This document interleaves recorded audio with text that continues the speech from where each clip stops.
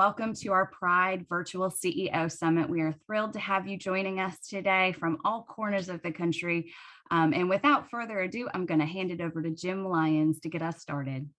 Great. Thank you, Marty, so much. Appreciate it. Appreciate everybody participating. We really did want to schedule this and have this as be an opportunity to take a look at philanthropy, particularly from the leadership perspective, when we know that philanthropy is not the only thing that you have to worry about or think about on a daily basis, but really want to take an opportunity to focus in on some of the key things to be aware of, think about, questions, open opportunity for discussion as well.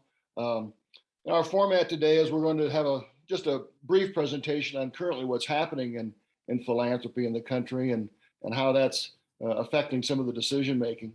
Then we're also going to get into some questions that we've received in advance from some of you as you've taken some time to think about this. And then some additional time after that for any additional questions or comments or discussion that may occur to you as we go along. As was mentioned, please don't hesitate to use the chat box or even unmute and break in. Don't hesitate to interrupt me. I am the father of 5 children. I'm used to that.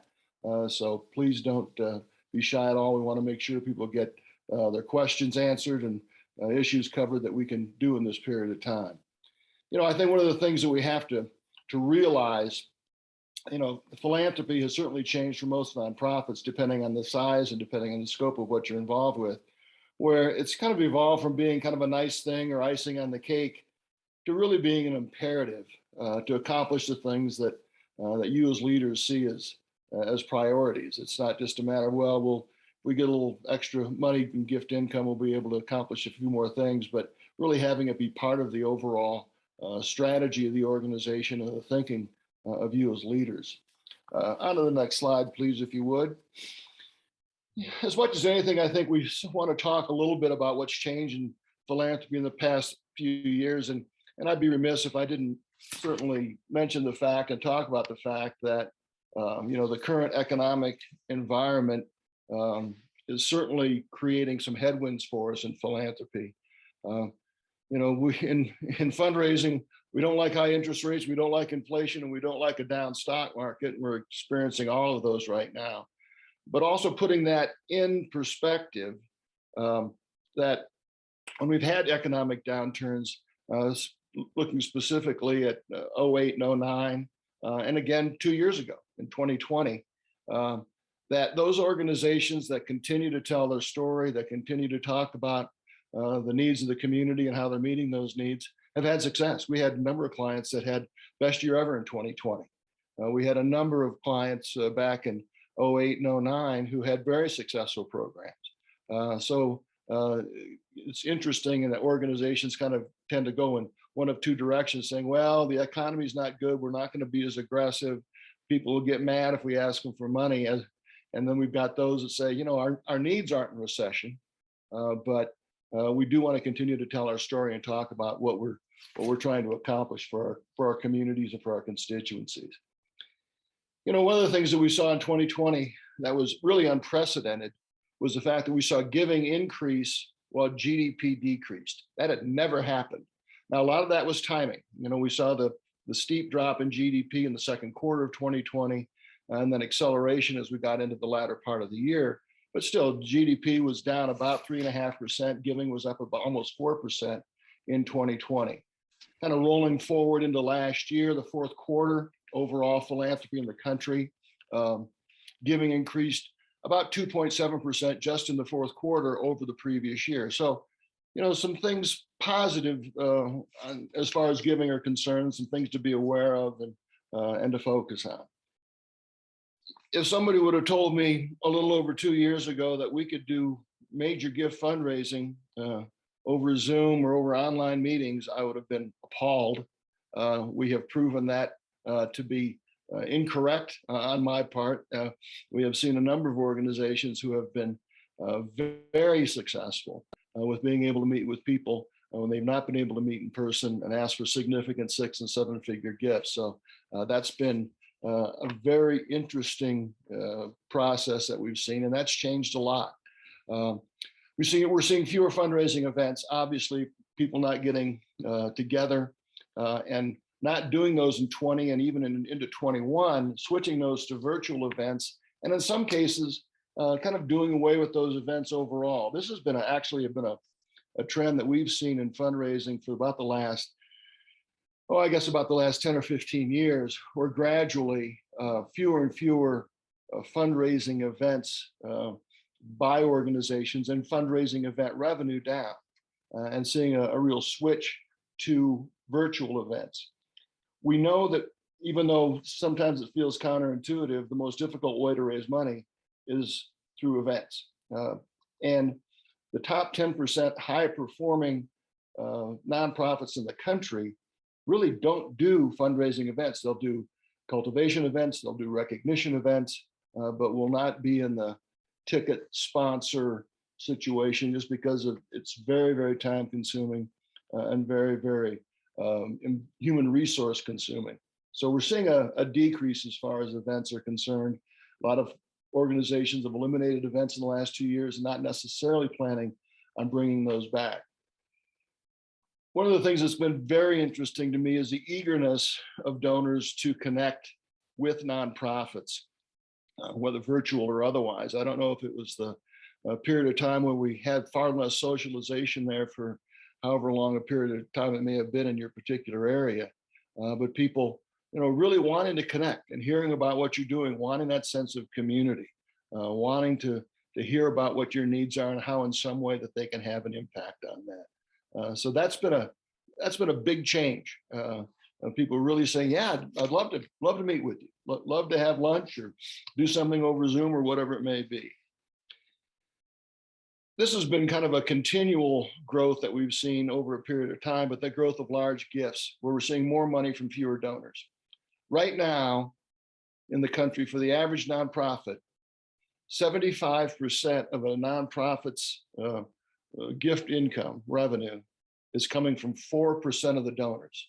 In other words, if you had a group of 25 donors in the room and one of those donors will give you 75% of all the money that you raise, that's the impact. And that proportion is increasing or decreasing depending on your point of view.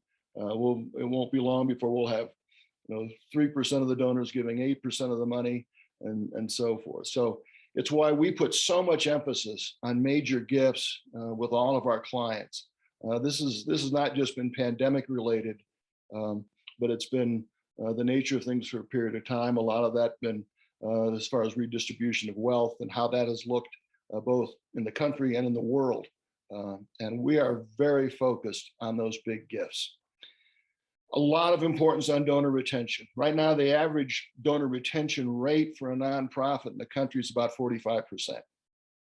So in other words, if you had 100 people give you money last year, 45 of those will give you money this year. Not particularly encouraging if we think about that. Now, as programs develop and mature, and a number of our clients who have well-established programs are up in the 70 and 80% range, which is very good. But you want to be at least over 50%, where over half the people who gave you money last year gave you money again this year. And that speaks to stewardship. We're going to be talking more about stewardship here in just a minute. But if you don't know what your average, what your donor retention rate is from your philanthropy staff, please ask, because that's an important figure as it pertains to the future of your program. Next slide, please. As far as financial expectations, we know that most organizations took a financial hit in 2020 and the recovery on that has been choppy. And we know that the need is greater than it's ever been financially. We're seeing higher expectations financially from the organizations on gift income. And if you're in that situation, you are not alone. In the entire nonprofit sector, a third of the pandemic job losses still haven't been filled. Now, we're not seeing that percentage quite so much in the larger nonprofits like universities, the larger hospital systems, but still, I'm sure you're all experiencing the situation where you had some job losses and it's been a challenge to fill those positions and get back to where you feel like you're fully staffed again. We know inflation and supply chain issues have created some financial pressure as well. Um, and not just when it comes to major projects, but just on a regular ongoing basis as far as the kinds of things that you're trying to do financially and just make the bottom line something that you can live with and that works as far as your overall program is concerned.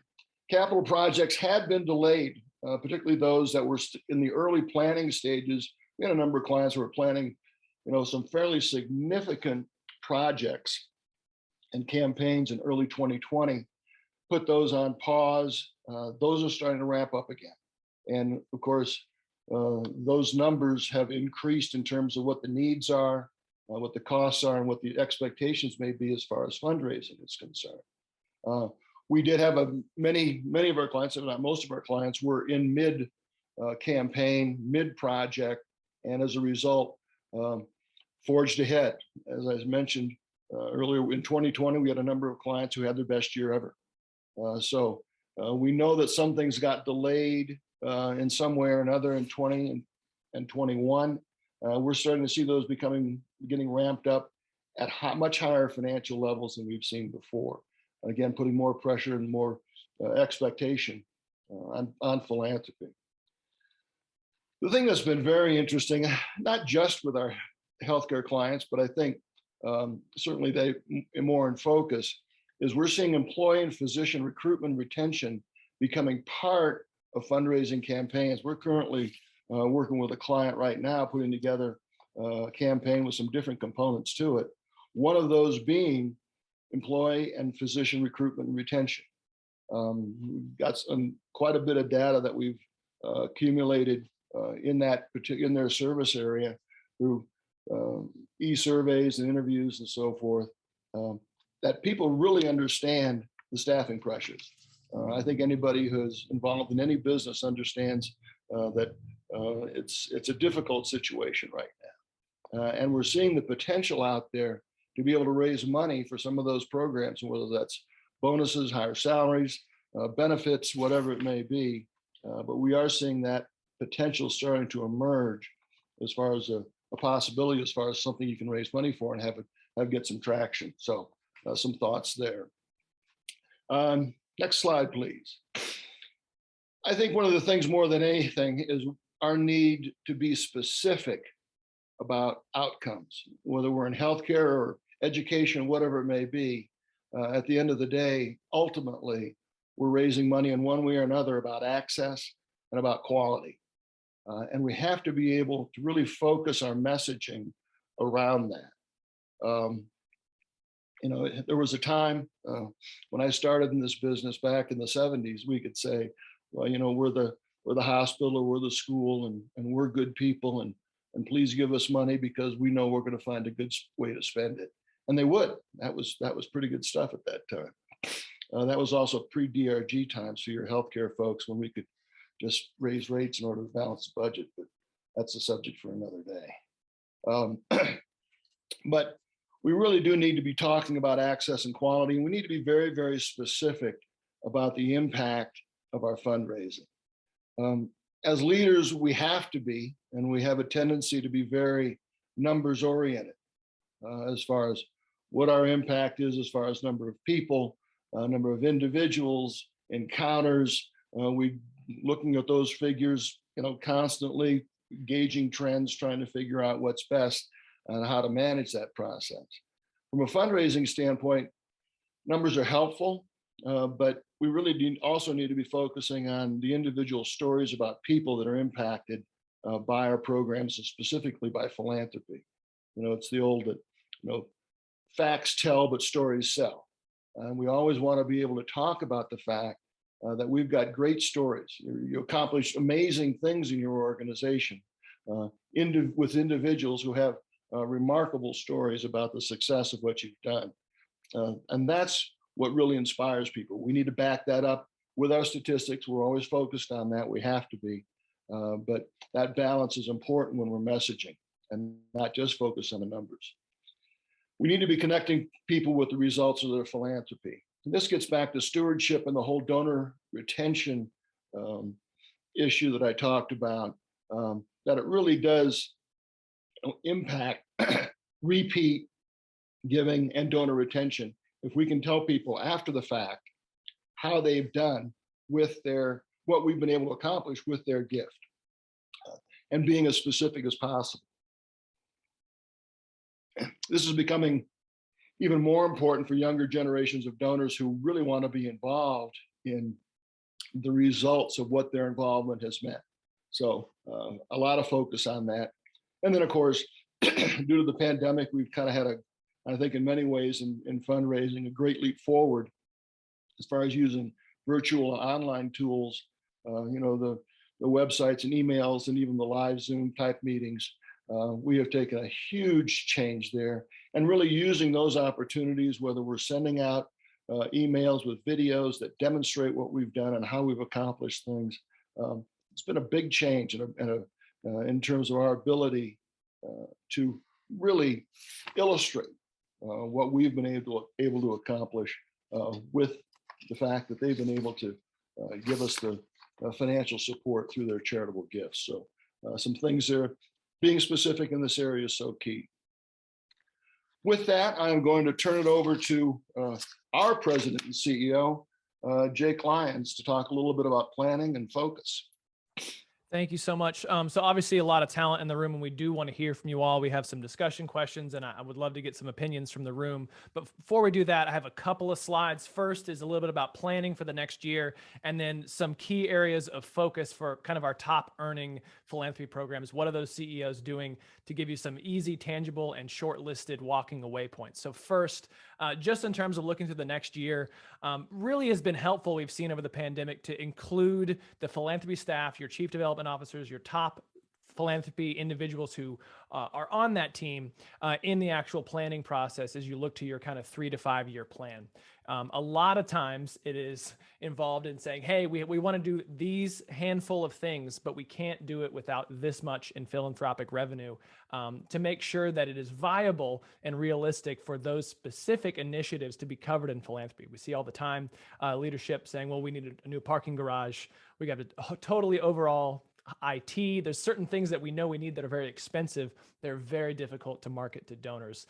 So having that one seat at the table can really help demonstrate some of the things that we can raise money for. And even if we can or can't, that we can raise more money for, which is oftentimes more important. We've seen, particularly over the last decade, the most effective fundraising campaigns, where we see kind of the biggest spike in the financial results, are campaigns that last around 3 years. Sometimes can be extended to 4 or 5 if the program is pretty mature. That comes with a donor base that is also sophisticated and used to giving. So if this is campaign 7 or 8 for your program that you've successfully done over the last few decades, totally fine to extend that. That's why we see some of the bigger higher ed universities do 5, 6, 7, 8 year campaigns. You know, they've been fundraising since the 20s. They've done a campaign or two and are fine to extend that out. But as we're looking at those beginning programs, 3 year time frame is really perfect because it gives you a chance to engage with your lead donors, spend a year, year and a half really talking to all of your constituency that you can get to through volunteers, and then wrap up. But it doesn't push it out so far that your community loses interest. By that time you get through the next thing, you're going to have different needs. The project's going to change. So looking at that 36-month time frame is pretty optimal from what we've seen from our higher performing organizations. The one thing that we learned over the pandemic that was really key is that projects can change, and that's okay as long as we are communicating with our donor base about it. The surprise that project is now this doesn't usually work. And it is okay to have the needs change, saying, oh, when we started back raising money, it was for the following initiatives. We had these 4 pillars among our things that we know we wanted to raise money for. But 2 of those have now changed as, you know, the market has gotten different, as COVID has changed things, as the pandemic. Here are some different priorities. And to say that's fine, let's just make sure that we're having those honest conversations with our donors, saying, of course, that $500,000 gift or that $250,000 gift is applying to these areas.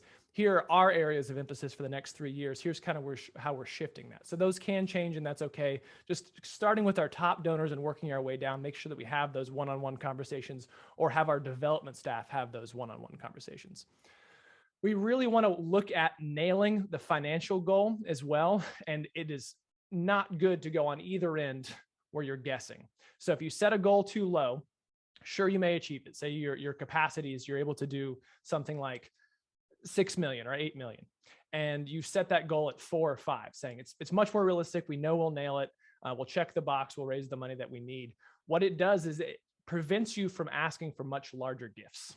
The larger that overall campaign number, and it's why when we have systems and places with different locations, we try to lump it all into one big campaign, because if there's a $25 million goal, it makes a lot of sense to go to a foundation or an individual for a $5 or $10 million gift. That's an easy conversation to have. But if your total goal is $8 million, there is no one you can approach for a $5 million gift. So that ceiling isn't usually determined by your donor base size. That's fairly well set. We know how we can optimize and reach the majority of the population of the givers in your community or in your area.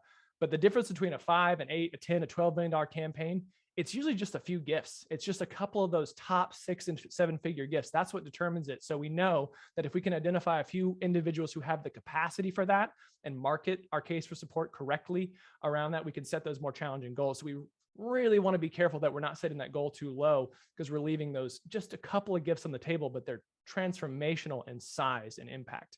And lastly, as we go over the next year or so and things are a little nebulous, we don't know exactly what's going to happen, we know that if we pay attention to the S&P 500 and the GDP of the US, those are the best indicators of where philanthropy are. If you look at the graph over the last 80 years or so of the GDP and also of giving, they're almost exactly the same. They're almost in total lockstep. Giving is less volatile, which is good news for us, but they do follow that same trend. So if you're looking at that overall index fund and the gross domestic product of the US, that's a pretty good indication of where we see giving going. So next slide, please, Trish. Just a few takeaways, and then we'll get right into discussion. So where should we have our focus as CEOs, as leadership? What should we need to do? Our top earning programs all started with having a very strong vision for the future. Not saying, oh, if we can get this dollars, we're going to do this, but here's where we're headed as an organization. This is a very, very clear direction. We're here now. 5 years down the road, we want to be here. Philanthropy accounts for this component of it, but there's that very, very confident direction from the leadership top down, kind of inspiring and getting the community behind that. So as you're having those conversations with your donors, with your constituency, it's very, very clear where you want to be headed and how specifically philanthropy can be a part of that change and that direction forward. The second thing is to communicate often as you can with your fundraising volunteers. The more interaction that we can have, even if it's quarterly, even if it's twice a year, face-to-face if we can, it shows them that what they're doing for us is valuable. You know, our bread and butter, the pride model of program is to get that volunteer organization of 30 to 50 individuals working for you, get them trained, get them out in the community asking, whether it's regional or for an overall campaign, but making sure that they know that they're well supported from the top down has gone a long way. And our most excited volunteers are the one that the CEO pops in the committee meeting for the first 5 minutes and say, hey, y'all, just want to let you know, I really appreciate what y'all are doing. This is so important. We're so excited that you're able to do this for us. And here's some of the things we're going to do. I just wanted to come in and say, hey, that and just say that I'm really thankful for everyone who's here today on our behalf. Goes a long way, makes a really big difference. The third is involvement in the major gift process. Now, your time and how well you gauge that will have to be kind of your own in terms of how low on the giving do you go in terms of being involved in that ask? Is it every ask over 100,000? Or does every ask 25,000 and up? Whatever it might be, but really prioritizing and taking that time and saying, you know, if someone's going to give a gift of this size or even pledge it out over a few years, they probably want to talk to the boss and just ask questions, or even say, you know, it was important enough that the CEO took time to sit down with me and hear me out. You know, the age old saying, if you want money, ask for advice. If you want advice, ask for money. If you sit down and ask a donor for their advice, for their opinion, you're much more likely to walk away with a gift, especially if you can sit down and take that time. And for most of us, if we can sit down and make $100,000 or $250,000 over lunch, that's a pretty good lunch. It's pretty successful. So really, really highly encourage you to take the time and say, I will commit to every gift ask above this dollar threshold. I will do my absolute best to be involved, at least in that final ask, maybe in the cultivation process as well. And the last thing is to think big in terms of goals. Again, the difference in a campaign of this size and this size is typically just a few gifts. It's like less than 10 gifts typically. So being able to set those aggressive goals, having really high expectations for your staff, knowing that they have a big volunteer team to support them, knowing that we can support them as well, and do something exciting. You know, with a bigger growth and a bigger ceiling in terms of what you can do with philanthropy, it allows people to get out in the community and talk about it. If you have a small campaign, sometimes it's not big enough to even get the attention of the regional philanthropic community. But when you set a big goal and go out in the community and start asking and get people involved, people get excited. We try to think about this kind of in the inverse, saying if one of our competitors was to start a $25 million campaign in our community, that would be a bummer. Like, oh gosh, that's so much money that now we won't have on the table anymore. We can do that. That's the exciting thing. We can be that annoying competitor that goes out and sets the big goal and starts raising the big dollars. We can be the disrupting charity in the community because we have a vision. Kind of comes top down from our CEO. This is where we're headed in 3 years, in 5 years. We're so excited about it. And here's how we're going to accomplish it. We've broken it down. So as we go through this, Trish, I'm going to go to the next slide really quickly. I do want to hear some discussion, but just wanted to let you know about a couple different offerings that we have that are CEO specific, just coming up in the next year. We, of course, have our overall conference that we have for Pride, October 2nd through 5th. That is this upcoming October in person in New Orleans. I have a lot of great CEO participation in that one. Typically, we have quite a lot of CEOs who attend that, volunteers, marketing staff, C-suite staff. And then we're actually looking to do a kind of an in-person version of this. It's a little bit longer, maybe a day and a half, sometime early next year as well. So those are coming up. We'll help, kind of get those on everybody's calendars. If you're available, we'd love to have you with us and love to be able to host you. But we know that we have that one coming up October 2nd through 5th. With that, actually, let's go ahead and take the PowerPoint off the screen so we can see everyone a little bigger. Thank you. And we're going to go into some of the specific questions that you all sent to us in advance. Great. Thanks. Couple of things that have been submitted in advance, and one of them kind of reflects a little bit back to what Jake was talking about, but how much time do CEOs spend on philanthropy? Obviously, it depends. At the high end, college and university presidents say that 50% of their time is spent on philanthropy in one way or another. For most organizations, CEOs don't have that luxury. And I think particularly for some of the larger organizations and particularly some of the healthcare organizations, if it's 5 to 10%, we know that's pretty good. We know that CEOs can be very, very effective in a couple, 3-4 hours a week, picking their spots, having the right level of involvement, looking at those areas that Jake talked as far as focus is concerned. And it can grow from there. We know that obviously the impact, as Jake said, on this from the CEOs in the philanthropy process makes a difference. People want to see the person at the top. And at some point, particularly for a major gift ask, they're going to want to be involved. But it doesn't have to be a huge percentage of time, but more a matter of using that time strategically. And, if we can be in the 5 to 10% range as far as CEO involvement in philanthropy, we know we're doing pretty well. We know that we're going to see good results from that too. Second question, what's the best method to set financial goals and establish metrics to evaluate results? As far as setting goals, it's kind of the adage, he who sets the goal owns the goal. And we like to, particularly in fundraising, get as many people involved in setting that goal as possible. If it's a small group that sets the goal, if it's the CEO and philanthropy staff and maybe the board chair, and well, that's our goal, then that group is the one who gets to own that goal. If you've got a larger organization, if you've got a board, you've got a philanthropy council or a foundation board, you want to get all of those individuals involved. Because when they get involved in helping to set that goal, they're going to take responsibility for helping to achieve that goal. Obviously, the ideas for projects and where the needs are, needs to come from the top, needs to come from the C-suite, needs to come from the CEO, and then translating those dollar needs into what may be a potential as far as philanthropy is concerned. So you want that process certainly to start at the top.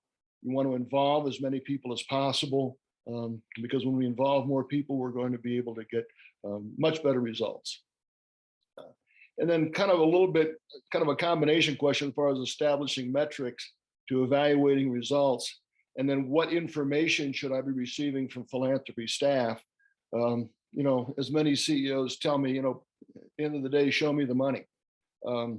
We need to always be tracking our fiscal year to date results financially, our campaign results. If we've got a multi-year program, we always want to be able to track both cash and pledges. Pledges really represent the effort that's required to secure the commitment. Cash comes in where, our cash collections for our clients tend to run very high, 98, 99%. So we don't really get too concerned about being able to collect that money. Occasionally we get an anomaly or something unusual that happens with a major gift where we don't get collected on it. But for the most part, we really don't have a problem with that. You want to be able to hear about large gift requests.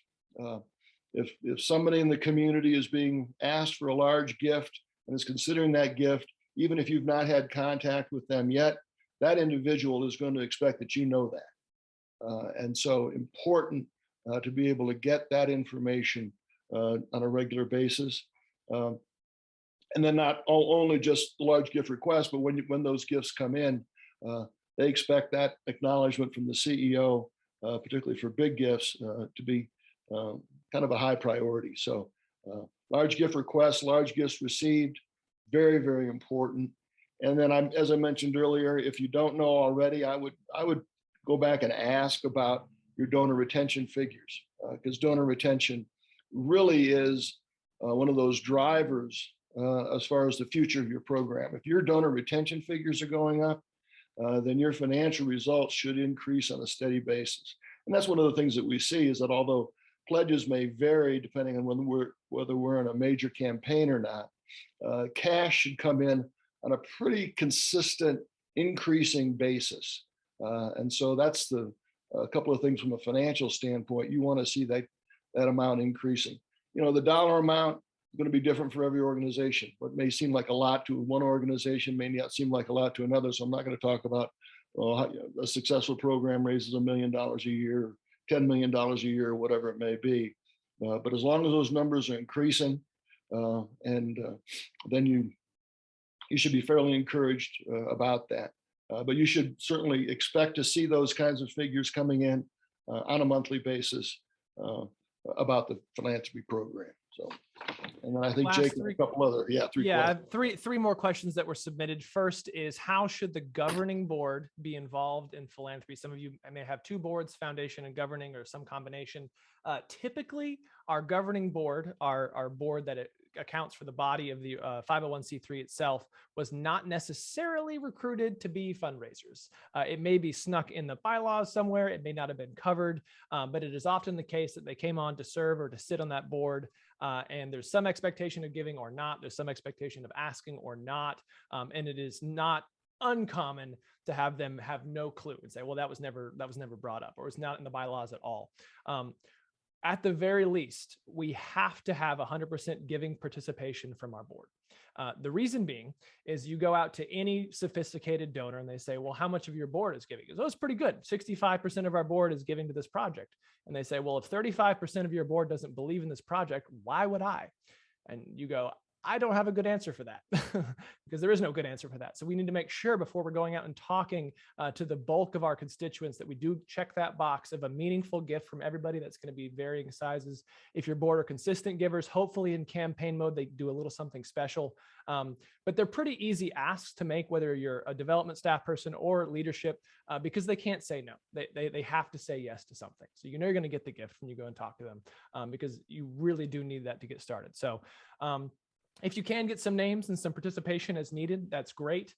But we don't necessarily feel that forcing them into this amount of time on top of their board responsibilities is always productive. You can ask, you can follow up one-on-one and kind of gauge how much they're willing to give, but at least giving with their resources is a place to start.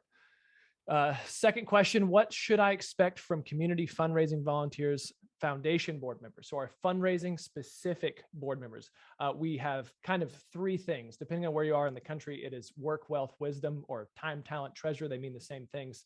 Work is some number of hours per month, usually 3 to 5 or so, spent actually fundraising. That includes meeting times too. So that's either connecting with someone, sitting around and talking about prospects, or going and asking for money in some combination. That's every single month. On top of that is their wealth. Again, every single member of our volunteer philanthropy council, whatever you want to call it, should be giving themselves. It is very difficult to ask for money when you yourself are not giving, saying, I think you should give a gift of $10,000. I'm not giving, but I think you should, is a tough sell for people. And then wisdom or talent is their knowledge of the community. We know that if we can get 30 to 50 well-trained volunteers organized by committee working for us at no additional cost, quote unquote, no additional cost to the organization, we're hopefully within 1 or 2 degrees of separation from just about everyone in the community, which is obviously absolutely critical. If there's someone who has the means and inclination to donate, but we don't have a way to get to their gatekeeper, it's not a very viable prospect. What that large group of volunteers allows us to do is get easily to these people within a meeting or two, why it's so critical to have them. So work, wealth, wisdom is kind of how we split up and parse out, overall expectations from those members. Last question is, what level of growth should I expect in philanthropic results? So easy benchmark, and this is a very blanket statement, so if you don't hit this exactly, but we kind of use this in the industry, is in campaign mode, you're anywhere from 6 to 10 times your normal fundraising annually. So for the whole campaign, that full amount should equal 6 to 10 times your normal yearly, your normal annual giving. Some of our clients do much, much better than that. Some of our clients who are already having very high performing fundraising programs, or the project is stalls, they don't quite reach that. But on average, you can learn to expect somewhere in that. We know that in campaign mode, we will raise far, far more money than we will outside of it, for the reasons that we mentioned earlier. Some of the trends of saying, I'm fine giving to your organization, but I do need to know exactly where you intend to spend the money and what your plan is 3 years from now. And what does this money do? What kind of people are you going to be able to serve? What's the vision 36 months out for accomplishing this goal?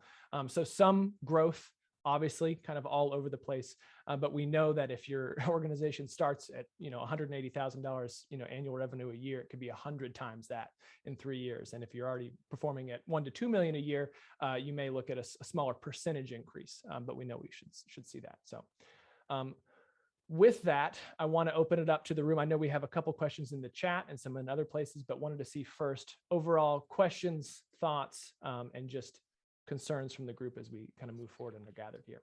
While we're waiting for that, I will address the question we got in the chat box from Faith Fulton with Jim's ongoing review of finances and the potential that at the end of the calendar year, inflation being up and stock market being down, should we consider our end of year push to occur earlier than mid-October? And my answer to that would be, I would have the preparation for it to start earlier. 30% of all giving occurs in the month of December. And so people psychologically kind of get to the end of the year and say, okay, what am I going to be doing as far as, my gifts this year and what that means? Getting ahead of that curve in terms of communication, in terms of preparation, identifying who you're going to talk to, if you're doing direct mail or email, segmenting and personalizing and categorizing that list becomes important. But I would start the preparation for year end in August and September. The actual ask probably is still going to start occurring in mid to late October and into November and December. But start early. Very often we think, oh my gosh, it's early November, we ought to do something about our year-end giving program. Start sooner than that, because I think it's going to be even more competitive this year. Who knows how the market and the economy evolves over the next several months. But as a general rule, start early with your preparation. The ask is probably going to occur about that in that same 6 to 8 week period of time, late October into mid to late December. So.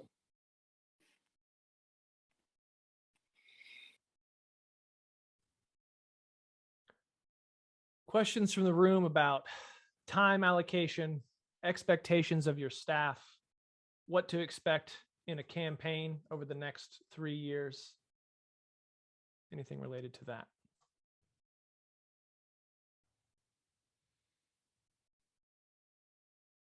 I did want to make one comment around, Jake talking about how projects do evolve and change. And I think we see that frequently. We think, okay, we're going to get this thing all set and this is the way it's going to be. And it's going to be that way for 3 years. We had a situation, and my friend Tom Kleinhansel at Frederick Health can attest to this. With the last project we had, which was a cancer institute, a significant project, and had originally a $15 million goal that extended that goal up to $20 million and achieved that, raised 21 and a half.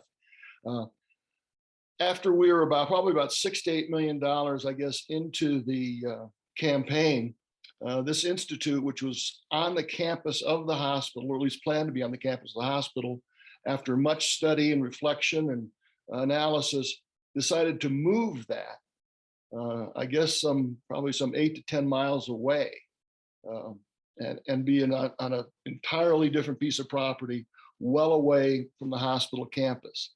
And we were already well into, large gifts, and had made pretty good progress on that project. And, some concern about, well, what about the people who have given to this project, thinking it was going to be on the campus of the hospital? Made a real effort to communicate with the donors, particularly the major donors, about that, and really didn't have any blowback at all. They go, you folks know, you're the healthcare people, you know what's best. If you think it's a better situation to have it not on the campus of the hospital, whether because of traffic flow, size of the building, size of the project, what could be housed within that center, then fine, go for it. So people are going to understand that things change. And I think, as Jake said, the main thing you have to do is communicate and not be overly concerned. If things change, they change. And it's fine to make sure that you, again, communicate, particularly with those larger donors. That's the key to it. 2 questions from chat. We'll go Faye first and then Jeremy next. Go ahead, Faye, please. No, I just did the one from Faye. I got the one from Faye. Additional one, I think. And I'll make it quick because I don't want to take up my more than my share of time, but I would be interested from others, and then you can just nod your head yes. As we have been restaffing, where we lost a lot of staff, both on the foundation side and my association side. As I've been restaffing, I've been stunned by the fact that the new people coming in are expecting corporate level benefits and salaries. And the old, but you're working for a nonprofit, you're working for the heart issue, has not really been a sell. Have others struggled to find staff that were what you would say aligned with the salary range, or are y'all also having to take a step up in ranges that are above our nonprofit regular sales? Is it just me? No, I see a few nods of heads. Yeah, I'll jump in on that. Healthcare salaries, the recent study I saw, they've gone up 16% in the last 3 months. And philanthropy's not immune from that. I don't think, at least the staff. We're seeing the same thing with the personnel. We're recruiting for one person in our shop as well. So I think that's going to go on for a while. I don't think we're immune from any of that that's happening in the broader market relative to staffing. The broader market was right at 3.4% for Q1 in terms of average salary, which doesn't quite keep up with inflation still technically, but it's up.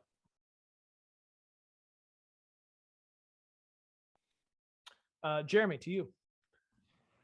Thank you, Jake, and I appreciate this session immensely. It's been so helpful for me, of course, following the Pride Academy. So my question had to do somewhat with just the idea of storytelling, and I guess it's about connecting my own personal why, even from a standpoint of why do I give? Why am I supporting philanthropically the organization I represent? And of course, having attended the Academy last week and speaking with Jen and just her own personal narrative, in regards to Hero's Path, I'm thinking about linking that with the notion of really, as our goal is to listen, is really to understand what motivates the donor and connect their own story, of course, with our mission. And I wonder if you could speak to that a little bit about, kind of creating that shared story that is a little bit of why I give, and understanding what motivates them, and bringing that together to the broader mission, of what we're looking to accomplish, and in the services we offer, and the kind of the transformative component of of that work.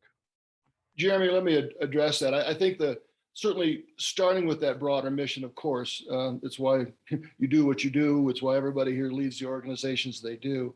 But getting down to that individual story when you're talking to a donor about a very, very specific person or a couple of people is really what resonates. There's something that happens when we hear a story. There's been a lot of research on this as far as how the brain works. And when we hear a story, one of the things that the human mind does is we place ourselves into that story. And so that connection, when we hear a story about an individual who has had their lives changed or impacted in some way by the mission, and to hear that specific story, people place themselves into that and go, I can relate to that. I can be in that story. When we hear a story, or we watch a film, or we do something and we hear that, we place ourselves in with that individual, with those groups of individuals when that happens. And so we try to think, well, what kind of a broad message can I communicate? Tell an individual story about a person, and it tends to, I say, tell itself, but it does make a huge difference when you can do that. You're always going to have time to talk about your overall mission, impact, numbers, people over extended periods of time. But that one story is really what connects people mentally and emotionally to your mission. That can make a difference. Yeah, great question. Other comments from the room, trends you're seeing? Got a Thoughts you have question about the from next- Paul. Oh, we got another one. I think he's just wrapping. Oh, that's right. Sorry, my bad. It's all good. And Tom said he could follow up on Jim's comment there. I would love to hear from Tom about that cancer center move. Yeah, thank you, Jim, for pointing that out. That was a big pivot for us in the middle of a major campaign to relocate it off campus. That was a whole regulatory issue and how we get reimbursed in Maryland. We took a big risk doing that. But one thing you didn't mention is we actually changed the financial goal for the fundraising as well. When we actually moved the project, the original goal was $15 million to raise for the cancer project. We ended up raising the entire amount for the entire building, $23 million. So we pushed the goal up when we had an opportunity, when we felt like it was time. I'm guessing a lot of people on this call are a lot like us. We started, and you said it, Jim, we started a campaign, a $44 million project just before COVID. We had a $15 million goal. It was to build a new ICU and cath labs and, a major expansion on our main campus. And I got a lot of questions at the beginning of COVID. Why are you going to continue on the campaign and even the construction during COVID? And I couldn't think of a better time to fundraise and build an ICU than during COVID. That's when we needed it the most. And it actually worked out to be pretty well. And we've kind of maintained our stride, in all of this. And I think people, if you're straight with them, they understand we're going through hardships in healthcare right now. They understand the economics and the Band-Aids have been peeled off from the federal government aid and the state aid and all the things we got the first couple of years of COVID that are drying up. That's exposing all of our increased salaries and our wage and materials costs and all that sort of thing. But if you just talk to your donors, I've found anyway, I'm just giving you personal experience, they actually really, really understand where we're at economically, why we're in where we're at now, and how we keep this momentum going. And I think it's actually added some great momentum towards the end of this ICU campaign we're in right now to kind of finish strong. So just an observation, but we have this unique time. I'm probably not telling anybody on this call something they don't already know, but the community has watched us for 3 years. And if you have that trust with your community, now's the time to leverage it and really, really take advantage of where your position is in the community relative to health and well-being. So that's what we're doing. It seems to be working out pretty well, but thank you. It's good to see everybody, Patty and Jake and Jim. Yeah, and Tom, to echo that too, I think what's the key there was you as the CEO being very transparent about the importance of the project, communicating the ups and downs and pros and cons and challenges that you have. And I think people respect that. They know that, it's things don't always go in a straight line. And I think hearing those changes, adjustments, motivations from the person at the top makes all the difference in the world. And so, and I know you're always been very conscious of that, always appreciated and respected that.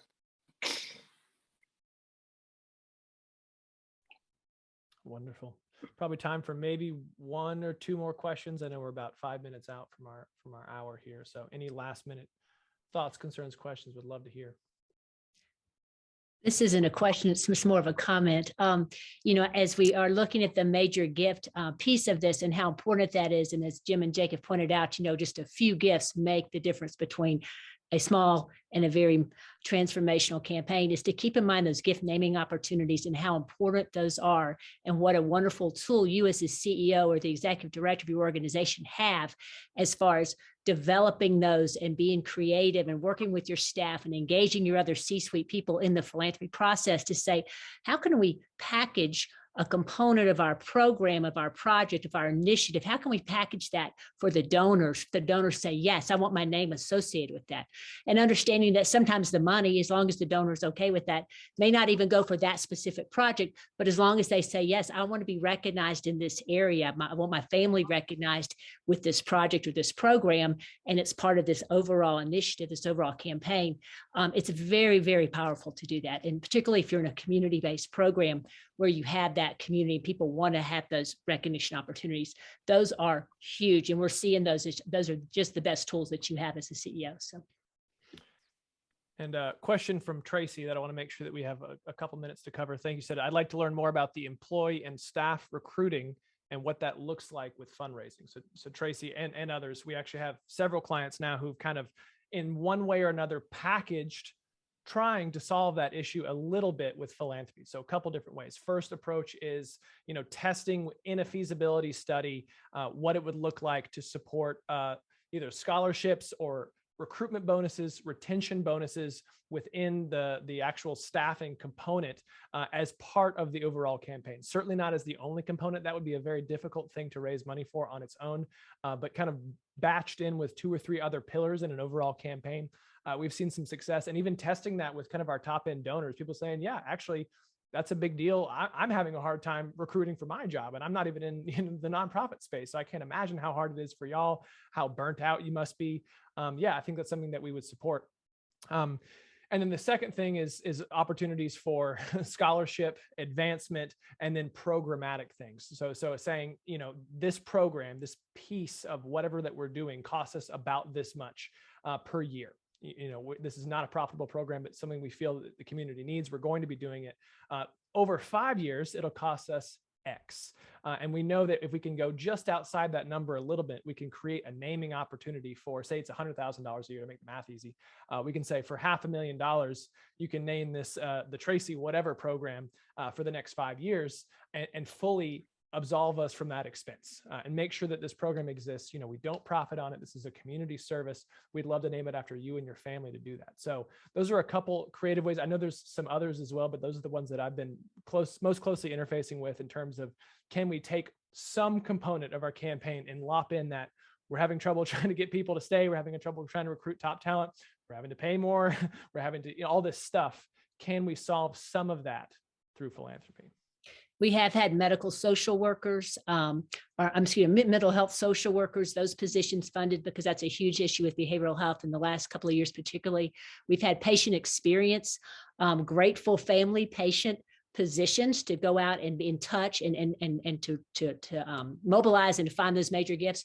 Those are some of the positions we funded, and also some of, as Jake mentioned, some of the physician and employee nursing staffing bonuses and that kind of thing to wrap that in a programmatic place. So it's definitely a space that we're going into that we wouldn't have thought we were going 10 years ago, but we're moving more and more into that area. So yeah, coupled with other initiatives as well. Again, a campaign for that on its own would be an uphill battle for your team for sure. But as one piece of several things would be very successful.